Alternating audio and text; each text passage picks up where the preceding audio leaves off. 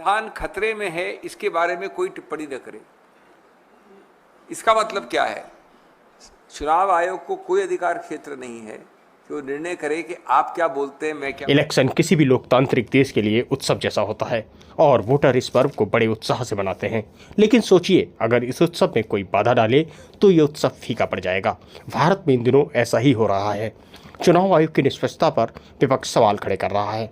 विपक्ष का कहना है कि चुनाव आयोग ने आखिर फाइनल डेटा जारी करने में 11 दिन कैसे लगा दिए और साथ ही 1 करोड़ वोटर कैसे बढ़ गए।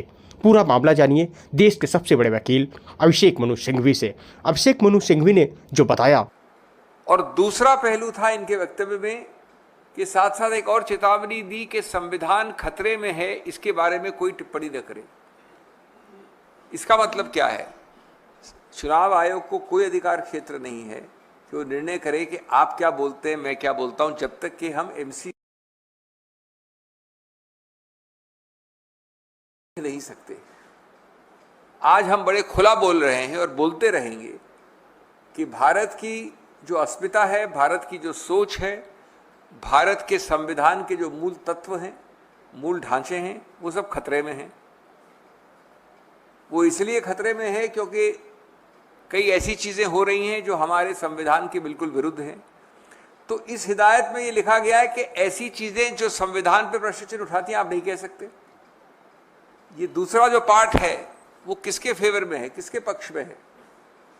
वो सीधा उन लोगों के पक्ष में है, यानी सत्तारूढ़ पार्टी के, जो चाहती है कि विपक्ष, पूरा इंडिया अलायंस किसी रूप से जनता जनार्दन से ये समक्ष न हो कि किस प्रकार से संविधान को खतरे में डाला है सत्तारूढ़ पार्टियों ने।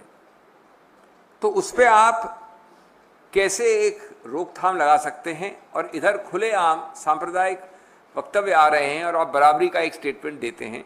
ये मेरा पहला बिंदु है। ये अत्यंत दुखद प्रसंग है, ये अत्यंत दुर्भाग्यपूर्ण है, भर्त्सना योग्य है कि चुनाव आयोग अपनी संविधान।